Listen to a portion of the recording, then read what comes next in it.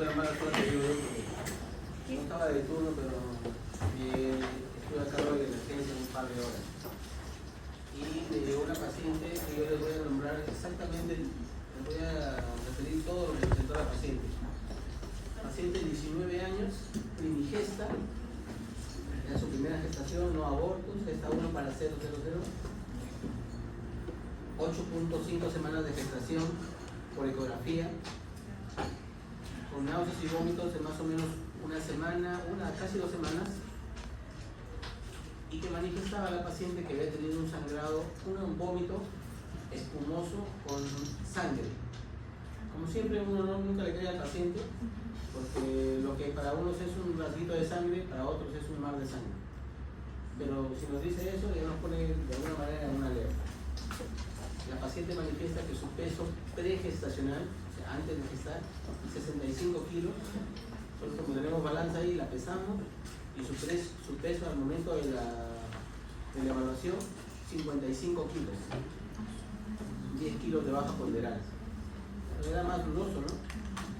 En ese momento la paciente me dice, doctor, necesito una bolsa porque quiero vomitar y no quiero ensuciar el piso. No, le digo, como es saliva, normal ya vendrá limpieza en limpiarlo. No, me dice, voy a hacer que salga otra vez con rasgos de sangre. Lo pensé seriamente y le alcancé una bolsa. Y por mala suerte transparente todavía. Y sí, pues era un vómito espumoso blanquecino acompañado de sangre. Era un vómito porráceo.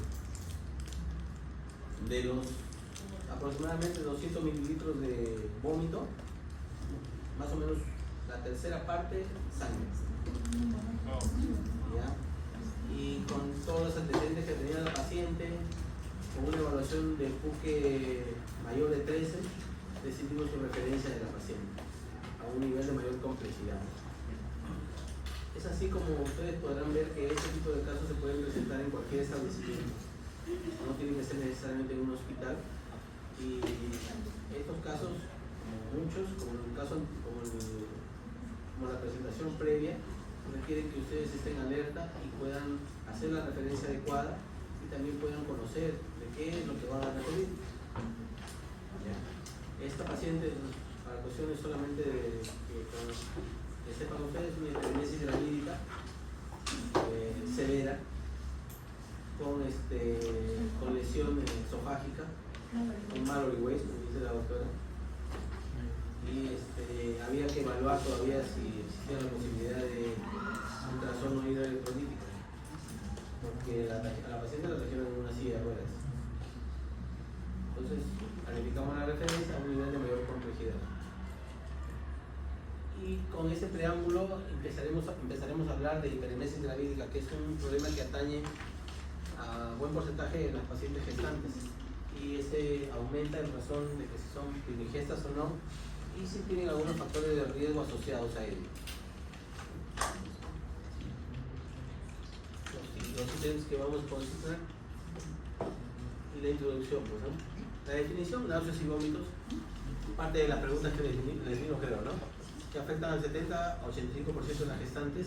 Cuando yo digo eso, me refiero al mundo de las gestantes. Este va a ser el porcentaje mayormente de las pacientes que van a presentar náuseas y vómitos, pero no todas ellas van a llegar a desarrollar hiperemesis gravídica. De ellas, solamente el 0.1 a 2%, como mencionamos previamente. La clasificación está en si es leve, moderada o severa o grave, en razón al 1 a la pérdida de peso. Si este es menor del 5%, diremos es leve, y si son los vómitos solamente matutinos y tienen mucosas todavía se encuentran levemente, o sea, la deshidratación es muy leve.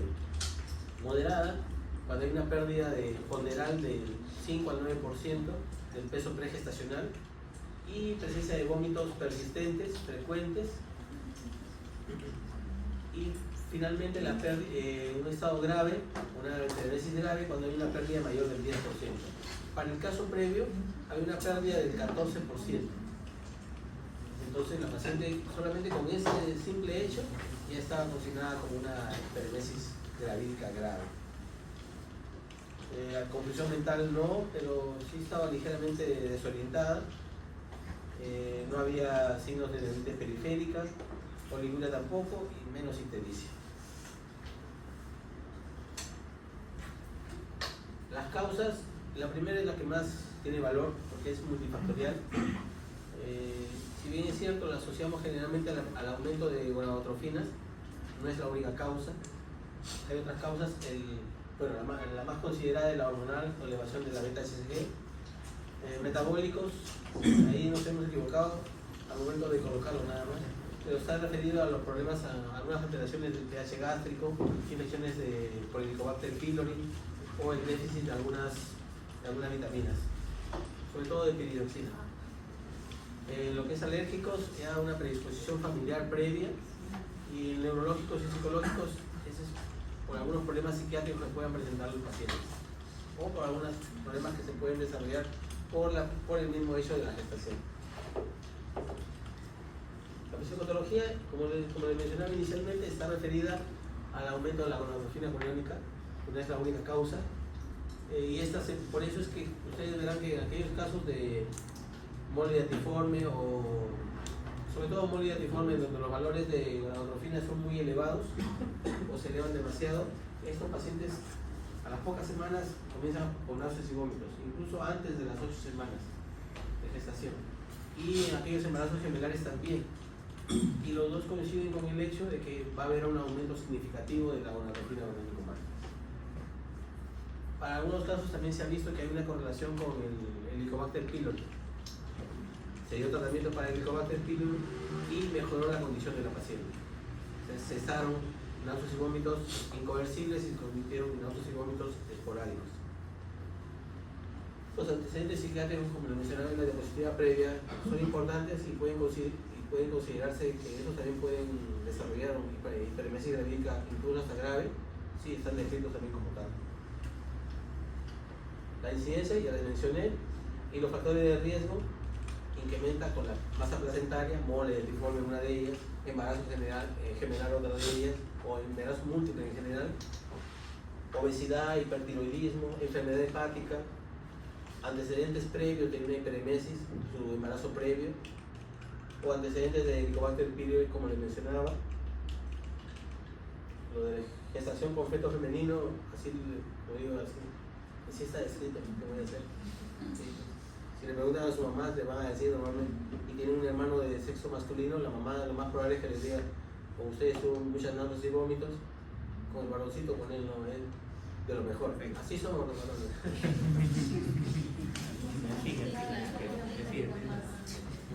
Somos pocos, pero somos. La nulliparidad también es una de las causas para el caso que les presentaba previamente, y frecuentemente mayormente es en adolescentes. Consideraciones clínicas son las que les mencionaba previamente y las que estaba mencionando incluso en el caso clínico: náuseas y vómitos intensos, predominio matinal. Eso no quiere decir que durante el día pueden presentarlos hasta porque alguien usó un perfume y está entrando por la casa. Algunos sentidos se vuelven mucho más sensibles en la gestación. La epigastralgia y a veces hematemesis por desgarro de la mucosa gastroesofágica, como el caso previo. Un aliento fétido con olor a frutas, generalmente con olor a manzanas, como si fuera un diabético. Pérdida de peso mayor del 5%, mayor o igual al 5%. Signos de deshidratación, piel, mucosa oral. Yo generalmente tengo la costumbre, por ejemplo, de pedir a pacientes que vienen, que es buena parte que vienen a la emergencia y me dicen náuseas y vómitos, muéstrame su lengua. Y en razón de eso ya puedo evaluar si está hidratada. Con algunos que lo hemos hecho, con algunos han pasado por la emergencia, les hemos pedido que lo muestren su lengua para ver si tiene una lengua saborral. Pero si la tiene lengua saborral y está manifiesta náuseas y vómitos inconversibles, existe correlación. Entonces sí es más creíble, ¿no? Ya la podemos ver con más paciencia a la paciente. Y algunas situaciones graves como síntomas neurológicos que pueden condicionarse por el mismo hecho de la hiperemesis gravídica, como el síndrome de Wernicke-Korsakoff. Ictericia, hipertermia, insuficiencia hepatorenal, confusión, letargo y llegar incluso al coma. El diagnóstico 3 cositas sencillas, pero que para llegar al diagnóstico tenemos que hacer primero el diagnóstico diferencial, el descarte, como dice. Finalmente, la hiperemesis gravídica es un diagnóstico de descarte, porque yo descarto primero todas las patologías que pueden provocar náuseas y vómitos irreversibles, y después, una vez descartadas, que ya tengo la certeza de que no son, vuelvo nuevamente a la parte inicial, veo en orina cuerpos cetónicos, pérdida de peso, pesando una balanza y pesando, y también le pido electrolitos. Si su establecimiento cuenta con electrolitos, excelente. Cloro, sodio y potasio, no más. Y con eso es más que suficiente. No los que están ahí, no tenían una figurita con el tercer cloro, disculpen. El diagnóstico diferencial están desde Helicobacter pylori, las úlceras gástricas, los problemas hepáticos propiamente dicho, todos aquellos que están relacionados, tumores a nivel cerebral, problemas de tipo renal, incluso infecciones renales como pielonefritis también pueden condicionarla, y algunos medicamentos. La patología clínica, nuevamente, descartar todas las causas, ¿ya? Y ante la presencia de uno de ellos, que nos haga sospechar, pedir, por ejemplo, en el caso de un examen de orina patológico, pedir un ocultivo para tener la certeza. A veces un examen de orina patológico no necesariamente va a generar un ocultivo positivo y que ese paciente, por ende, requiera recibir tratamiento antibiótico. En ese caso, de todas maneras, hay que seguir buscando la causa que probablemente esté generando esa exacerbación en náuseas y vómitos. De no ser así, volvemos nuevamente al diagnóstico inicial, que es hiperemesis gravídica. La terapéutica, como mencioné ahí, todos los pasitos así. Corregir, lo primero que tenemos que corregir es la deshidratación. Ustedes lo hidratan a una paciente, es como que volver a vivir la paciente, porque ya entró al líquido, la paciente está con falta de líquido, le hidratas porque no lo puede asimilar vía oral. Una vez que le colocas bien venoso, el paciente se recupera, calma sus dolores, disminuye la temperatura, si tiene fiebre, por ejemplo. Corregir el balance electrolítico, corregir sodio, corregir cloro y sobre todo corregir potasio si ese se estuviera muy alterado. ¿Ya? Por eso es que cuando está muy alterado el potasio, le pedimos un EKG. Terapéutica medicamentosa incluyen los entiméticos, los IVPs y los gastrocinéticos para mejorar la condición del paciente. Psicoterapia, que es importante para muchos pacientes. Esto generalmente a partir de ahí, esta parte ya es más o menos el nivel hospitalario, porque estamos pensando en un paciente ya mucho más grave. Y finalmente una interconsulta de acuerdo a lo que el paciente requiera. Eso es en el hospital, por cierto. Si el paciente tiene sangrado o pensamos en un Mallory Weiss, tendremos que llamar al gastro para que lo vea. Tendremos que llamar a un médico internista si yo veo que existe una alteración de lo que es electrolito, puesto que él indicará los pulsos de potasio que hay que dar y en cuánto tiempo hay que comenzar a evaluar qué exámenes o con qué exámenes hay que comenzar a evaluar el progreso de la paciente. Criterio de hospitalización. Cuando yo hablo de criterio de hospitalización es que todos esos pacientes, con cualquiera de ellos, va a tener que ser hospitalizado. El tratamiento ya deja de ser nuestro, pasa al ámbito hospitalario. Como ustedes van a estar próximamente en internos, lo más probable es que sí, van a ver todos estos pacientes. Cuando los pacientes presentan síntomas muy prolongados, 2 semanas con náuseas y vómitos, no hay forma. De todas maneras va a tener que perder peso, de todas maneras va a tener algunos cuerpos cetónicos en orina. Entonces, cosas que ya nos van a hacer sospechar que este paciente sí necesariamente tiene que estar hospitalizado. Pérdida de peso, como les menciono, alteraciones hidroelectrolíticas y o deshidratación clínica. Clínicamente ustedes ven, como ven con los niños, igual se presentan ojos hundidos, pliegue de piel, todas esas cosas, lengua saborral, esas cosas que ustedes pueden evaluar fácilmente, son todas esas cosas que necesariamente van a tener que evaluar para poder determinar si ese paciente o le dan tratamiento a ustedes o la refieren a un hospital. Deterioro nutricional o metabólico, pues importante también. Medidas generales es lo primero que se hace, pero que generalmente ya son de ámbito hospitalario. Lamentablemente nuestros hospitales no están hechos para que les demos, la mayoría, claro está, salvo el seguro o algunas excepciones, tienen ambientes aislados para los pacientes. Después el resto, 20 camas, ¿no? Hiperemesis para ese lado, sangrado para el otro lado, parto para el otro lado. Así, lamentablemente estamos distribuidos de esa forma. Pero en general debería ser un ambiente mucho más cálido, tranquilo, con poca iluminación o con cero iluminación, con cero ruidos, con hidratación, como se muestra en la primera, sí, como se vio en los 12, porque eso es casi como una clínica. Bueno, el seguro se cumple para algunos casos, ¿eh? El equilibrio hidroelectrolítico, mejorar o estabilizar el problema electrolítico, la parte de la atención especializada por parte de psiquiatría, psicoterapia, los exámenes de laboratorio que deben realizarse cada cierto tiempo para ver la mejoría del paciente, control de peso diario y NPO por lo menos por 48 horas. Todo va a pasar por bien doloroso. Si les digo eso, es que ese paciente va a estar hospitalizado. Entonces, lo que dijo, disculpe, respecto al potasio. Cuando hay alteración de potasio, siempre le pedimos un EKG. Cuando disminuye el potasio, ¿qué va a pasar en nuestro cuerpo? ¿No nos infartamos? Sí. Por eso. Y por eso. Por eso, nada más que por eso. Medidas específicas, hidratación, ámbito hospitalario. Porque a nivel local, en primer nivel, es solamente 1 litro de cloruro y hacemos la hidratación inicial con 500 y después en los 500 que restan colocamos un antiemético, colocamos un gastrocinético y con eso el paciente va muy bien. Si es una cuestión de una emesis normal o una hiperemesis leve. Si esta ya deja de ser una hiperemesis de ese grado, va a requerir otro tipo de tratamiento como este. ¿Para qué? Porque va a requerir tratamiento diario de líquidos para compensar lo que no está recibiendo y para asegurar una buena diuresis. Y bueno, electrolitos en razón de lo que requiere el paciente.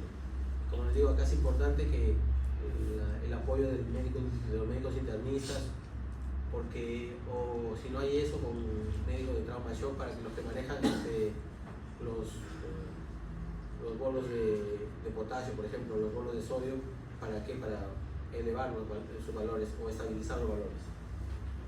Evaluación nutricional, suspender endovenoso si disminuyen las cetonas. Si ya disminuyen las cetonas, eso quiere decir que el paciente ya está hidratado, ya no está haciendo uso de las grasas, ya está haciendo uso de los carbohidratos que tiene. Evitar las alteraciones neurológicas, administración de vitamina B6 y vitamina B1. Glucosa, mínimo 100 a 150 para conseguir un balance nitrogenado positivo. Antieméticos, diazepam, en muy pocos casos en realidad, pero en algunos casos que lo requieran cuando los estados ansiosos son muy, no los podemos controlar con solamente psicoterapia. Esteroides es una buena alternativa, sobre todo la metilprednisolona en pulsos, por 3 días, por 3 semanas. Se ha visto que incluso con la primera dosis el paciente mejora notablemente.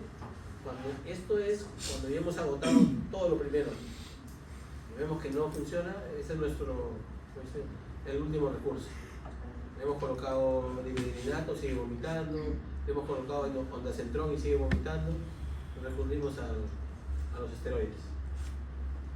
La metoclopramida y la ranitidina es como parte normal del tratamiento. Y ese es lo que decía el PUCE. Y ese PUCE lo utilizan para evaluar un PUCE mayor de 13, ese paciente tiene que ir al hospital sí o sí.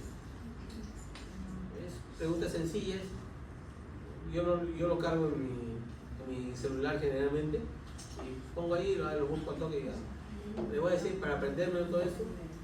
Hay cosas que no resultan muy prácticas, si ahora la tecnología nos lo permite con mucha más facilidad. Listo, jóvenes. ¿Alguna pregunta? Creo que ya acabó. El manejo ambulatorio. El manejo ambulatorio es, yo lo que le digo siempre a los pacientes es dieta seca fraccionada. En vez de comer 3 veces, el desayuno lo puede hacer en tres partes, con pequeñas porciones.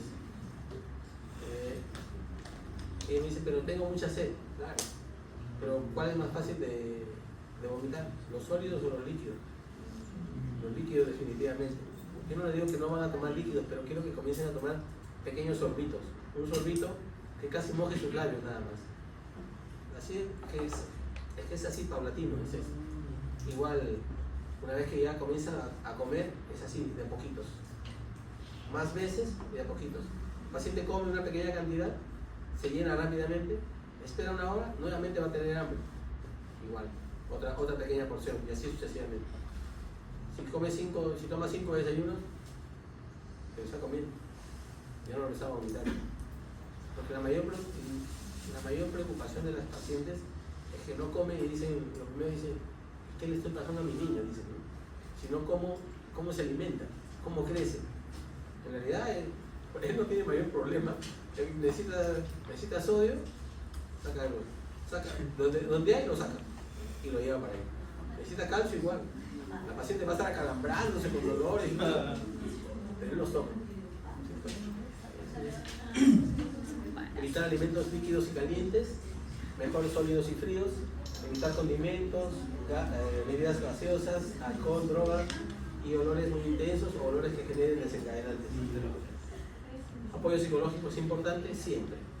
La individualidad de la metodología bioral, sí, también, de preferencia unos 30 a más minutos antes del inicio de las comidas. No junto con la comida, porque si no, igual con la comida van a salir. Le dan primero el antiemético, esperan unos 30 minutos, unos 40 minutos y recién que comienza a comer. Cuando yo le tomé foto estaba bien bonito y ahorita no sé qué pasaba. Sí, estaba la foto, en el libro estaba así bien bonito. Todo igual, es lo mismo en realidad, son todos los pasos previos que habíamos visto. Que finalmente llevan a tomar, incluso como dice ahí, medidas generales y todo lo demás. En todo lo que están en los cuadritos con los dibujos, es exactamente lo mismo. Gracias.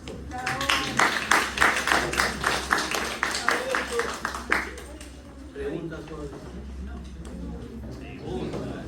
Doctor, un puque leve nomás se entiende en primer nivel, ¿no? El puque moderado se vio bien.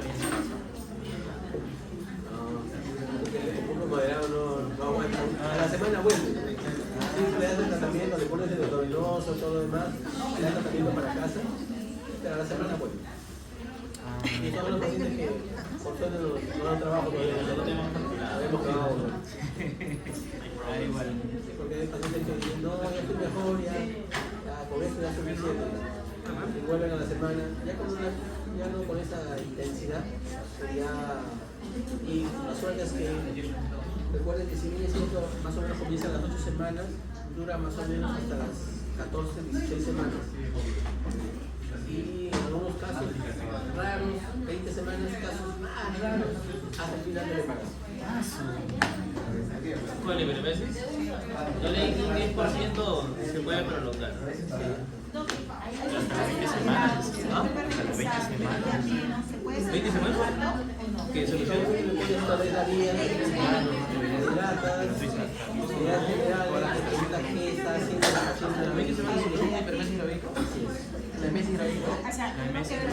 ¿Pero hasta las 26, doctor? Perdón, sí, Sí. Ver el foco, cuál es la alternativa y la tabla y la Modificar eso. doctor, la MS gravídica no solucionaba más o menos a las 26 semanas. No, a las 16 semanas, como máximo ya el mes ya. Porque era casi todo el segundo trimestre. Sí, Casi todo el segundo trimestre. no, solamente hasta las 16. Sí. A las 16 semanas ya. quizás sería al inicio del segundo trimestre. Inicio y fin, casi fin. Final del primero y Un grupo llegan hasta las 20.